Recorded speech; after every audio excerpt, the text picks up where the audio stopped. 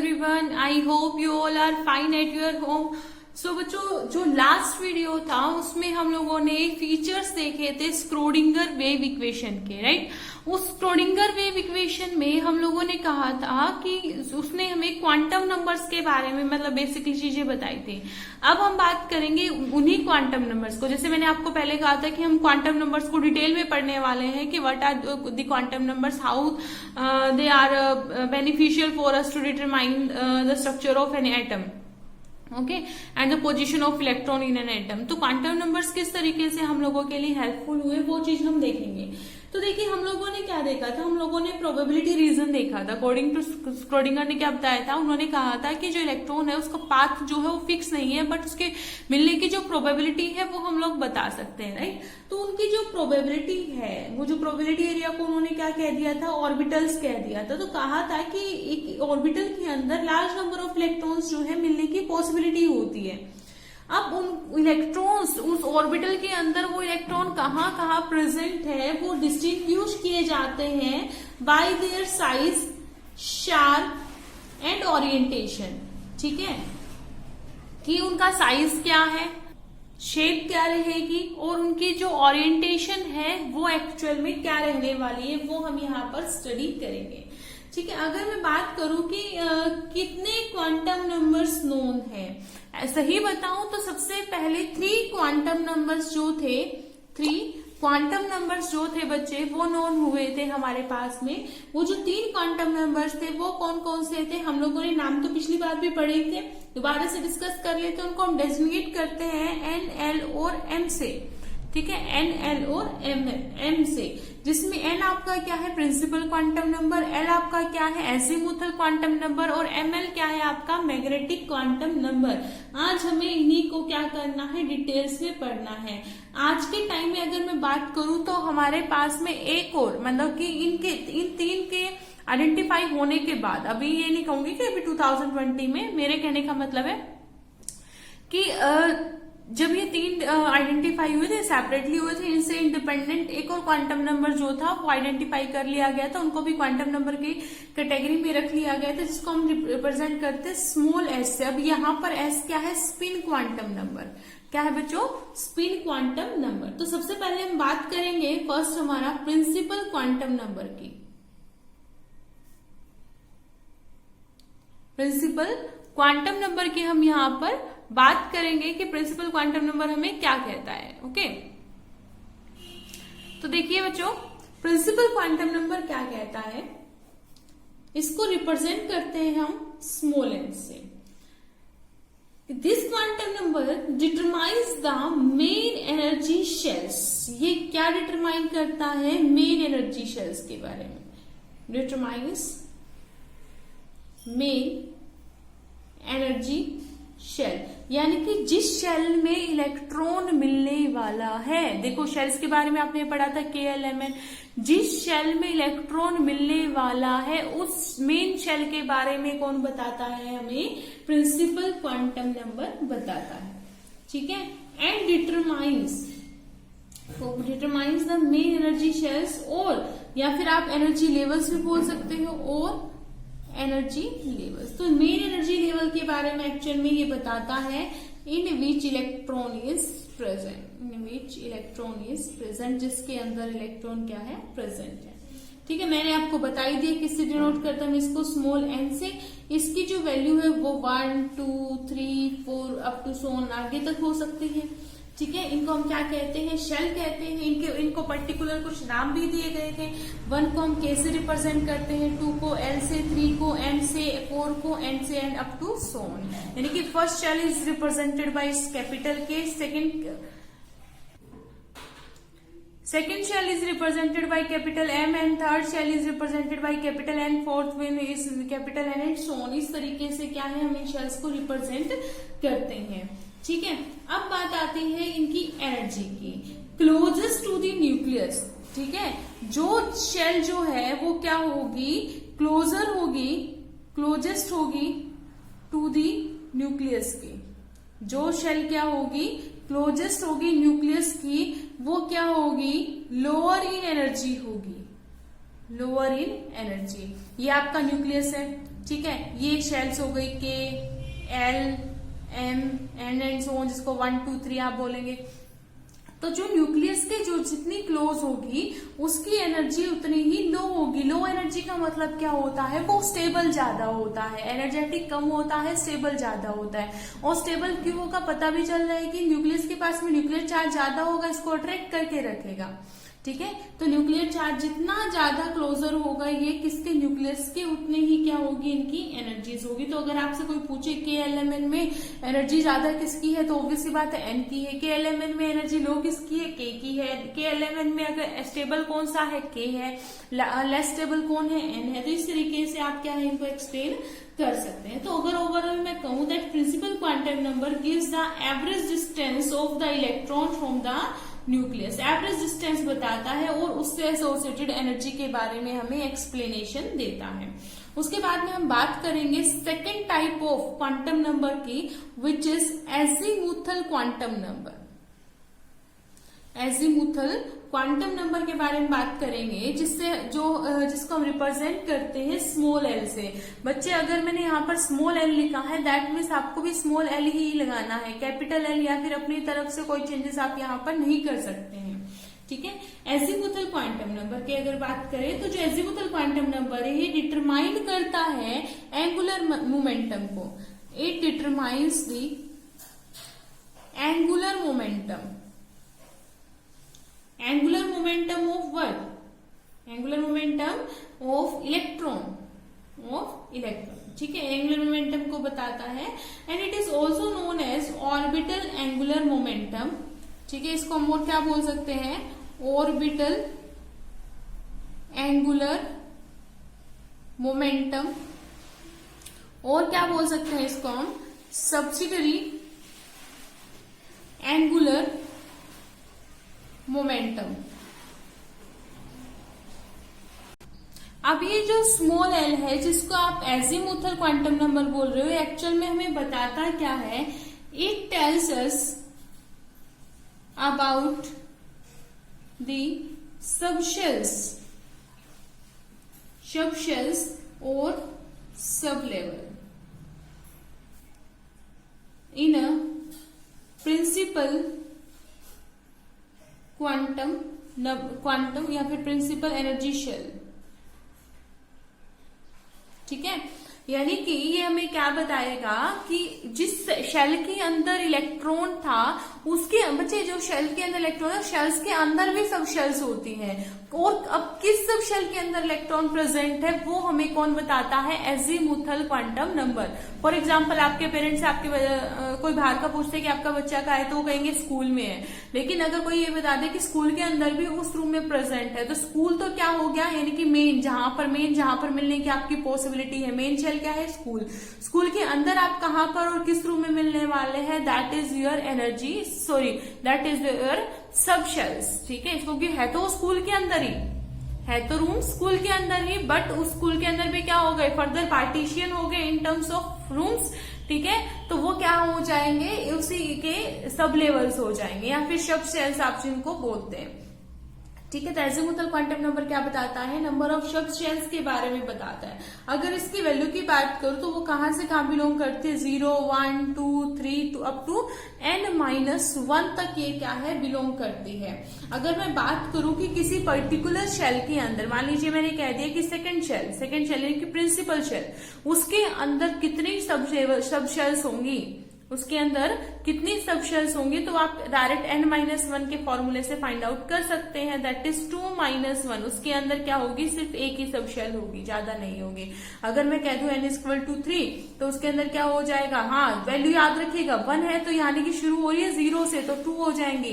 तो n- क्या कर देंगे, सॉरी 3- क्या कर देंगे आप यहाँ से 1, तो इसके अंदर क्या हो जाएगी, इसकी वैल्यू 2। तो अब यहाँ से जो आप l की वैल्यू लिखेंगे वो 0 से लिखेंगे बच्चे। ठीक है, तो मान लीजिए मैंने कह दिया दैट इज n की वैल्यू क्या है मेरे पास में, 0 तो हो ही नहीं सकती, क्योंकि n की वैल्यू तो कहां से कहां होती है, मेरी 1 से शुरू होती है।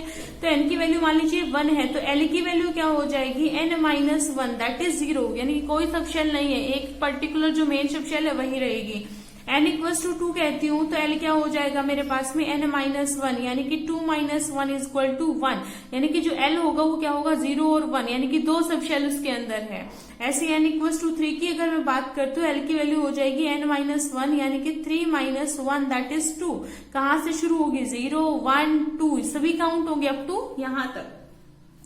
ऐसे n इक्वल टू जो 4 है उसकी वैल्यू क्या हो जाएगी l equal to n-1 that is 4 - 1 है ना, क्या हो जाएगा 0 1 3 1 2 एंड 3।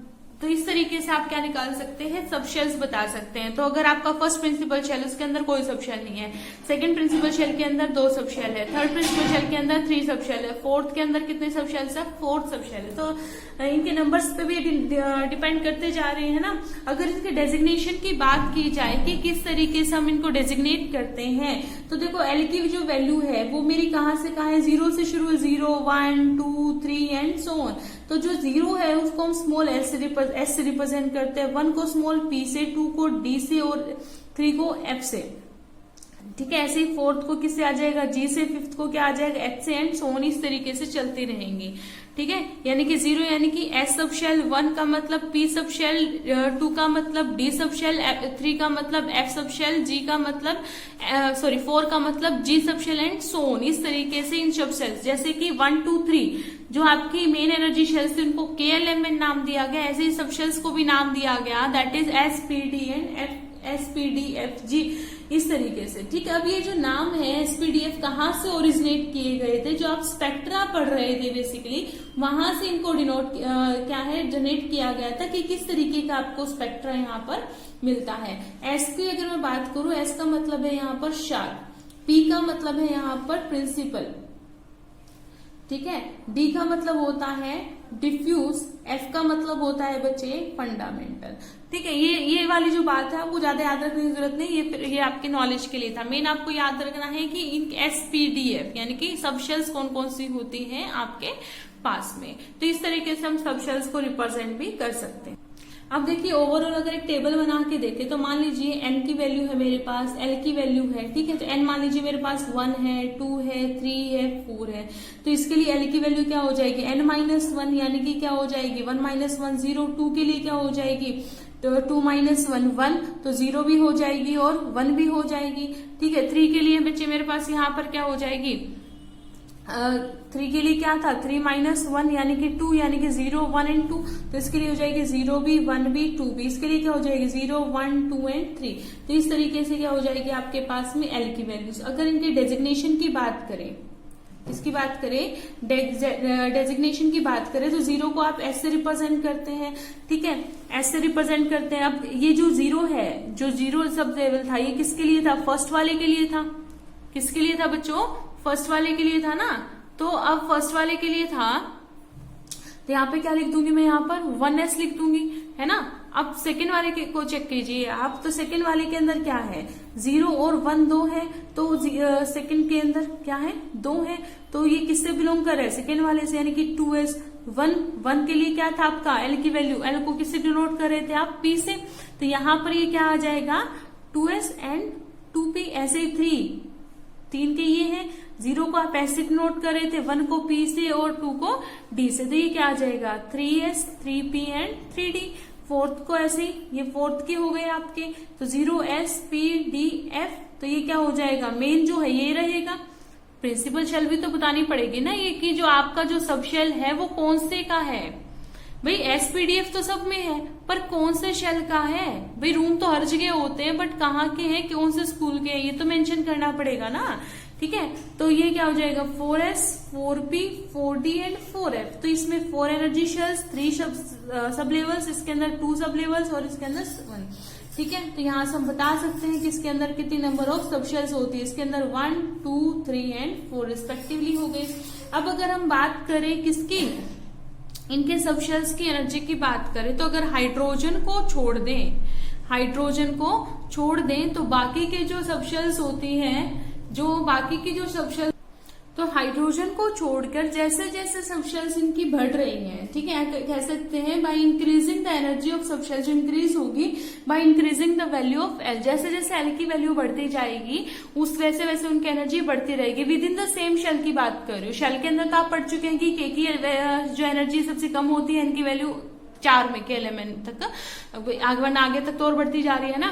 तो अगर मैं यहाँ पर बात कर रही हूँ आपके आगे, तो अगर सेम अगर सबशेल्स की बात कर रही हूँ तो जैसे जैसे क्या होगा, एल की वैल्यू बढ़ेगी वैसे वैसे एनर्जी बढ़ेगी। अगर मान लीजिए फोर्थ प्रिंसिपल शेल की बात करें तो फोर्थ के अंदर सबशेल्स कौन कौन सी आपके पास, 4s 4p 4d और 4f। अब आपको कह दे कि इसको एनर्जी लेवल्स के जो ऑर्डर में क्या है आप शो कीजिए, तो क्या हो जाएगा, जैसे जैसे एल की वैल्यू बढ़ेगी वैसे वैसे एनर्जी बढ़ेगी, ठीक है। तो यहाँ पर 4f की जो एनर्जी है सबसे ज्यादा, फिर 4d, फिर 4p और 4s की एनर्जी क्या होगी, सबसे कम, क्योंकि जो s होता है सबसे पहले आया 0, ठीक है, वो न्यूक्लियस के ज्यादा क्लोज होती है, वही स्टेबिलिटी फैक्टर यहाँ पर भी लग जाएगा। तो इस तरीके से आप इंक्रीजिंग एनर्जी बता सकते हैं। स्टेबिलिटी अगर पूछे तो बता देंगे 4s की स्टेबिलिटी स्टेबल ज्यादा है एज कम्पेयर टू 4f। अब यहां से आपने एल निकाला तो साथ साथ आप क्या निकाल सकते हैं, एंगुलर मोमेंटम को बताता है ना, तो यहां से आप एंगुलर मोमेंटम भी जो है वो क्या है फाइंड आउट कर सकते हैं with the help of formula. तो एंगुलर मोमेंटम के लिए जो आपके पास फॉर्मूला है वो है h/2π under the root of l into l plus 1, ठीक है। तो यहाँ पर कुछ बुक्स में h कट भी हो सकता है, l इंटू l प्लस 1। तो h कट की वैल्यू जो होती है वो h/2π ही होती है, तो कंफ्यूज नहीं होना है। तो अगर आपसे पूछे कि f के लिए बताइए, f में एंगुलर मोमेंटम क्या होगा, तो f के लिए l की जो वैल्यू होती है वो कितनी होती है, 3 पुट करेंगे, फाइंड आउट कर लेंगे। h आपके पास क्या है, प्लैंक कांस्टेंट, पाई की वैल्यू आपको पता ही है। तो इस तरीके से बच्चे आप फाइंड आउट कर सकते हैं एंगुलर मोमेंटम भी। थर्ड हमारे पास क्वांटम नंबर आता है which is magnetic quantum number. क्या आता है बच्चों, मैग्नेटिक क्वांटम नंबर। इसको आप किससे रिप्रेजेंट करते हैं, इसको आप रिप्रेजेंट करते हैं ml से, ठीक है। अगर इस क्वांटम नंबर की बात करूं तो देखो आप क्या पढ़ रहे हैं, आप पढ़ रहे हैं कि इलेक्ट्रॉन क्या है, मूवमेंट कर रहा है, ठीक है, इलेक्ट्रिकल चार्ज डिस्ट्रीब्यूट कर रहा है। तो जहां पर इलेक्ट्रिकल चार्ज होगा तो आपको पता है साथ साथ मैग्नेटिक फील्ड भी होगा, जहां इलेक्ट्रिकल चार्ज होगा साथ साथ मैग्नेटिक फील्ड भी होगा। तो क्या होगा, उसके साथ साथ क्या है, मैग्नेटिक फील्ड जनरेट हो रहा है, तो उसका भी तो क्या होगा, उसके ऊपर कुछ इफेक्ट होगा, मानते हैं उसके बाद में। तो वहां पर जो वो मैग्नेटिक फील्ड जनरेट हो रहा था वो इन्फ्लुएंस कर जाएगा और एसोसिएट हो जाएगा एक्सटर्नल मैग्नेटिक फील्ड के साथ में। देखो मैग्नेटिक फील्ड कहाँ से मिल रहा था, जब इलेक्ट्रॉन मूव कर रहा था इलेक्ट्रिकल एनर्जी प्रोड्यूस हो रही थी चार्ज की वजह से, है ना, नेगेटिव पॉजिटिव चार्ज से, तो इलेक्ट्रिकल एनर्जी। अब जहां पर इलेक्ट्रिकल एनर्जी प्रोड्यूस होगी तो वहां पर साथ साथ मैग्नेटिक फील्ड जनरेट होगा, और मैग्नेटिक फील्ड यहाँ पर जो जनरेट हुआ है उसके साथ साथ वो क्या कर लेता है, थोड़ा सा मैग्नेटिक फील्ड अपने साथ और एसोसिएट कर लेता है। अब क्वेश्चन आता है कि वो मैग्नेटिक फील्ड कहाँ से लेता है, वो लेता है हमारी अर्थ से, ठीक है। हमें पता है कि जो अर्थ है हमारी, वहां उसके अंदर भी तो क्या प्रेजेंट है, मैग्नेटिक फील्ड जनरेट है, सॉरी है वहां पर। तो क्या कर लेता है कि इंटरेक्ट कर लेता है external magnetic field of the earth के साथ में। तो क्या हो गया, मैग्नेटिक फील्ड बढ़ गया। तो उस मैग्नेटिक फील्ड के अंदर वो हमें क्या बताता है कि जो इलेक्ट्रॉन है वो किस सबशेल के अंदर अपने आप को किस तरीके से ओरिएंट कर रही है। यानी कि अगर मैं बात करूं तो ये ओरिएंटेशन के बारे में बताएगा, और साथ साथ क्या कहता है अराउंड द न्यूक्लियस, और इनको क्या नाम दे दिया, ऑर्बिटल्स का नाम दे दिया, ठीक है। क्या नाम दे दिया बच्चों, ऑर्बिटल्स का नाम दे दिया। दैट मीन्स कि जैसे हमारे शेल के अंदर सबशेल्स थी तो सबशेल्स के अंदर ऑर्बिटल्स प्रेजेंट थे, ठीक है। सेल्स के अंदर सबशेल्स और सबशेल्स के अंदर क्या मिलेंगे, हमें ऑर्बिटल्स मिलेंगे। यानी कि प्रेफर्ड रीजन एक्चुअल में बताएगा कि इलेक्ट्रॉन कहाँ पर प्रेजेंट है, यानी कि वो ये बताएगा। देखो प्रिंसिपल क्वांटम नंबर अगर आपको स्कूल बता रहा है, अगर आपको एंगुलर क्वांटम नंबर यानी कि एजिमुथल क्वांटम नंबर आपको रूम बता रहा है कि इस रूम में बच्चा प्रेजेंट है, तो ये बताएगा कि एक रूम के अंदर कितने बेंचेस प्रेजेंट है, ऑर्बिटल्स यानी कि, ठीक है। तो ये बताएगा कि एक सबशेल्स के अंदर कितने ऑर्बिटल्स प्रेजेंट है। इसको हम डिनोट करते हैं ml से। तो ये हमें क्या बताता है, number of orbitals present in a given subshell, ठीक है। तो इसकी जो वैल्यू है, जो ml की जो वैल्यू होती है वो वेरी करती है -L2 plus L, sorry -L2 plus L. Find out कैसे कर सकते हैं आप? 2l प्लस 1 से, ठीक है। वेरी करती है -L2 प्लस एल और वेरी करती फाइंड आउट कर सकते हैं आप 2l प्लस 1 से, ठीक है। जैसे अगर मैं ये कह दूं कि सबशेल्स के अंदर बताता है कितने ऑर्बिटल्स है, मान लीजिए मैंने कह दिया कि जो एल की वैल्यू है वो है 2, ठीक है। तो मैंने कहा कि सेकेंड सबशेल के लिए एल नंबर 2 के लिए में कितने नंबर ऑफ ऑर्बिटल्स प्रेजेंट होंगे। आपको पता है एल किसके लिए होता है? डी के लिए। एल किसके लिए होता है? डी के लिए। तो क्या करेंगे, कितने होंगे? ml किसके इक्वल होगा? 2l प्लस 1 होगा। तो वैल्यू पुट करेंगे 2 into 2 plus 1 that is 5 orbitals present होंगे। अब क्वेश्चन आता है कि 5 ऑर्बिटल कौन कौन से होंगे, वो आप बताएंगे -L2 प्लस एल। तो ठीक है, तो माइनस जो आप 2 की जो वैल्यू यहाँ पर पुट कीजिए -2 से +2 तक जाना है। तो बीच में क्या क्या आएंगे? -1 0 फिर +1। तो ये क्या होंगे? ऑर्बिटल्स होंगे। और ऑर्बिटल्स को इस तरीके से हम बॉक्स से रिप्रेजेंट करते हैं, ठीक है। ये हमारे पास क्या हो जाएंगे? ऑर्बिटल्स हो जाएंगे। तो डी के अंदर कितने ऑर्बिटल्स हो गए बच्चों? 5। अब मान लो कह देता है n=3 के लिए कितने ऑर्बिटल्स होंगे, तो डायरेक्ट पहले तो फॉर्मूले से बता सकते हैं 2 इंटू 3 प्लस 1 है ना, 12 प्लस 1 है तो क्या हो जाएगा? 7। 3 किसके लिए होता है? f के लिए। कौन कौन से होंगे? पुट कर दीजिए -3 से +3, बीच में क्या आएगा? +2 सॉरी -2 -1 0 +1 एंड +2। तो 7 ऑर्बिटल्स इसके अंदर क्या होते हैं बच्चे? प्रेजेंट होते हैं। आगे बात समझ में। तो जब हमने इनको ओवरऑल कैलकुलेट करके देखा, चेक किया, तो क्या देखा? एस के अंदर भी देख लेते हैं। तो एस के लिए क्या हो जाएगा? इसके लिए एल की जो वैल्यू होती है वो क्या होती है? 0। तो एमएल में क्या हो जाएगा? पुट कर दीजिए 2l प्लस 1, ठीक है। तो 2 इंटू 0 प्लस 1 तो क्या हो जाएगा? 1, ठीक है। एस के लिए क्या है? एक ही ऑर्बिटल होगा। पी के लिए चेक कर लेते हैं, एल की वैल्यू क्या होगी? 1 होगी। तो एमएल की वैल्यू क्या हो जाएगी? 2l प्लस 1 से, तो 2 इंटू 1 प्लस 2 दैट इज 3, ठीक है। डी के लिए क्या होगा? एल इक्वल टू 2 हम फाइंड आउट कर चुके हैं 5। डी एल इक्वल एफ के लिए अगर चेक करें तो एल की वैल्यू क्या होती है? 3। तो इसके लिए कितना होता है? 7। तो 0 2 3 5 7 इस तरीके से हम number of orbital in a particular subshell find out कर सकते हैं। तो ओवरऑल हमारे पास अभी तक क्या कंक्लूजन यहाँ पर निकला? तो देखिए बच्चों, यहाँ से अगर मेरे पास फर्स्ट शेल की बात कर रही हूँ, यानी कि एन की वैल्यू क्या है? 1 है, तो उसके लिए जो एल की वैल्यू है वो कितनी रहेगी? सब शेल उसके अंदर कितनी थी? 0। n-1 से आपने देखा था, फॉर्मूला क्या लगाएंगे यहाँ से? n-1। तो क्या हो जाएगा? 1 - 1 0। तो जो ml की वैल्यू क्या हो जाएगी यहाँ पर? 0। कहाँ से लगाएंगे? 2l प्लस 1 से। ml की वैल्यू क्या हो जाएगी इसके लिए? 0 हो जाएगी, ठीक है। क्योंकि एल आपका क्या हो गया बच्चे? यहाँ से ओवरऑल 0 हो गया। तो इसके अंदर जो सबशेल होगी वो कितनी हो जाएगी आपकी? 1s, ठीक है। एक ही ऑर्बिटल रहेगा फर्स्ट के अंदर, ठीक है। अच्छा, सबशेल क्या हो जाएगी? 1s 1। सबशेल कैसे बताते हैं आप? n l से, n l से। तो n आपका क्या है? 1 है, l आपका क्या है? 0। 0 को किससे नोट करते हैं आप? s से। तो नंबर ऑफ सबशेल कितनी है इसके अंदर? सिर्फ एक ही है आपकी, 1s है, ठीक है। नंबर ऑफ ऑर्बिटल तो ml 0 ही हुआ यहाँ पर, तो क्या हो जाएगा? 1, ठीक है। उसके बाद में अगर मान लीजिए n की वैल्यू क्या है आपकी? 2 है, तो l क्या हो जाएगा? n-1 यानी कि 2 - 1 1। तो l की वैल्यू क्या होती है? 0 और 1 2 हो गया। ml की वैल्यू क्या हो जाएगी? एक तो हो जाएगी 0, ठीक है। दूसरा क्या हो जाएगी? ये बच्चे मैंने यहाँ पर कुछ बच्चे पूछेंगे मैम आपने यहाँ पर 0 कैसे लिख दिया?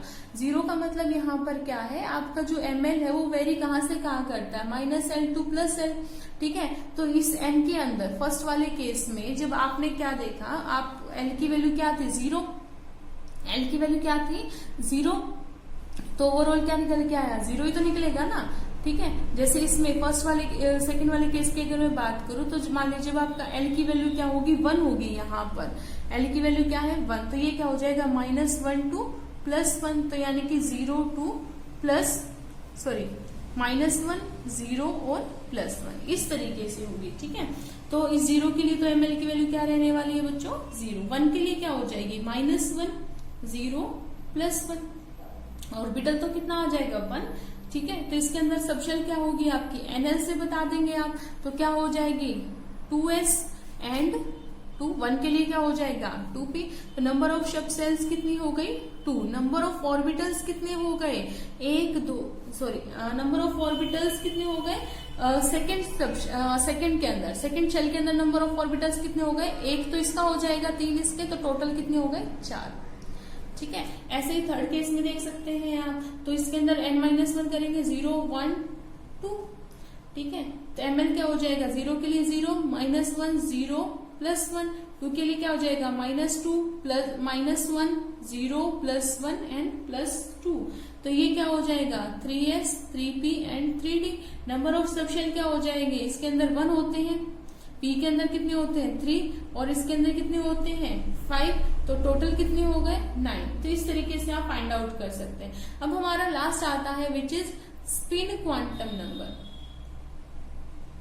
स्पिन क्वांटम नंबर, देखो हमें ये पता चल गया कि एक इलेक्ट्रॉन क्या होता है, एक पर्टिकुलर शेल में होता है, उस सेल के अंदर क्या होते हैं बच्चे, फर्दर सबशेल्स होते हैं, उन सबशेल्स के अंदर क्या होते हैं, ऑर्बिटल्स होते हैं, और उन ऑर्बिटल्स के अंदर हमें क्या मिलते हैं, इलेक्ट्रॉन्स मिलते हैं, यानी कि उन बेंचेस पे बैठे मिलेंगे ना आप लोग, ठीक है। अब किस तरीके से बैठे मिलेंगे, यानी कि आपकी पोजीशन एक्सप्लेन करता है, यानी कि एक एटम के अंदर इलेक्ट्रॉन क्या कर रहा होता है, रिवॉल्व कर रहा होता है। तो वहां से तो हमने उनका एंगुलर मोमेंटम देख लिया, लेकिन वो अपनी ही पोजीशन पर स्पिन भी करता है। एक इलेक्ट्रॉन है, वो इलेक्ट्रॉन जो है न्यूक्लियस के चारों तरफ चक्कर लगा रहा है, तो उस पर बेस तो हम वो चीज पढ़ चुके हैं, लेकिन वो स्पिन भी तो करता है अपने एक्सिस पे। अब वो जो स्पिन करता है वो 2 ही एक्सिस पे करेगा, या तो वो क्लॉकवाइज घूमेगा या फिर एंटी क्लॉकवाइज घूमेगा। जो स्पिन होगी वो किस एक्चुअल में तो लेट बताया था, 1925 में बताया था सैमुअल गोल्डस्मिथ और ओलेनबेक ने, ठीक है।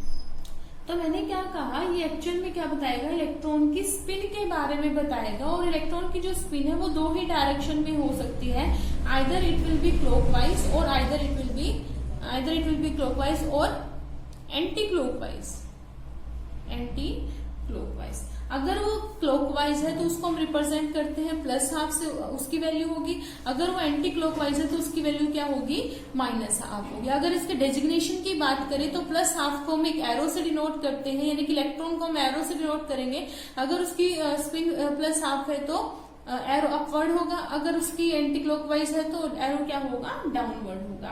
तो ये बताता है, सिर्फ इतना ही बताता है आपको स्पिन क्वांटम नंबर की एक ऑर्बिटल के अंदर इलेक्ट्रॉन किस तरीके से प्रेजेंट होंगे, ठीक है। या तो स्पिन क्या कर रहे होंगे, क्लॉकवाइज घूम रहे होंगे, या फिर वो एंटी क्लॉकवाइज घूम रहे होंगे, ठीक है। अगर बात करें कि स्पिन क्वांटम नंबर की, तो वो आपसे स्पिन एंगुलर मोमेंटम भी तो निकलवा सकता है, मोशन में भी तो है। तो स्पिन एंगुलर मोमेंटम आप कैसे निकालेंगे, सिंपली जैसे आपने एंगुलर मोमेंटम निकाला था s इंटू एस प्लस, वो क्या था आपका l into L plus 1, into में क्या था h/2π, ये क्या हो जाएगा आपका s इंटू एस प्लस 1 या फिर s into S plus 1 h cut, ठीक है। तो यहाँ से आप क्या निकाल सकते हैं, स्पिन एंगुलर मोमेंटम इसलिए फाइंड आउट कर सकते हैं। तो s की वैल्यू क्या हो सकती है, या तो -½ होगी या फिर क्या होगी +½ होगी। तो वैल्यू पुट कर दीजिएगा, आंसर आपको पता चल जाएगा।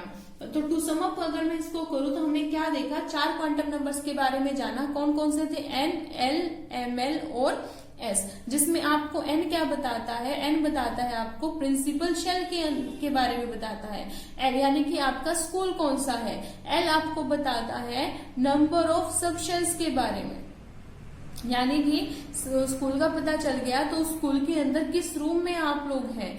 ml आपको बताता है नंबर ऑफ ऑर्बिटल्स इन सब शेल्स, यानी कि रूम का भी पता चल गया तो आप किस बेंच पर बैठे हैं, ठीक है। 4th यानी कि स्पिन क्वांटम नंबर, तो अगर आप बेंच पर बैठे हैं तो आप किस मूवमेंट में, किस तरफ एक्सिस की तरफ मूव कर रहे हैं, क्लॉकवाइज बैठे हैं या एंटी क्लॉकवाइज घूम रहे हैं। तो ये आपके क्या थे, quantum number which are very important for you, ठीक है। तो ये आपको पढ़ने हैं, और इसका रोल आगे आएगा जब हम इलेक्ट्रॉनिक कॉन्फ़िगरेशन लिखना सीखेंगे फॉर अ पर्टिकुलर एटम। अभी तक आपने 10th में KLMN की फॉर्म में इलेक्ट्रॉनिक कॉन्फ़िगरेशन लिखा था, अब हम उनको सब शेल्स, ऑर्बिटल सब कुछ कंट्रीब्यूट करके हम यहाँ पर देखेंगे। साथ साथ हम क्या देखेंगे, हमने कहा था जैसे ऑर्बिटल्स जो होते हैं वो डायरेक्शनल इन नेचर होते हैं, तो ऑर्बिटल्स की शेप्स के बारे में भी हम लोग जानेंगे। सो टिल देन बच्चे पढ़ते रहिए, अपना ध्यान रखिए। Thank you so much.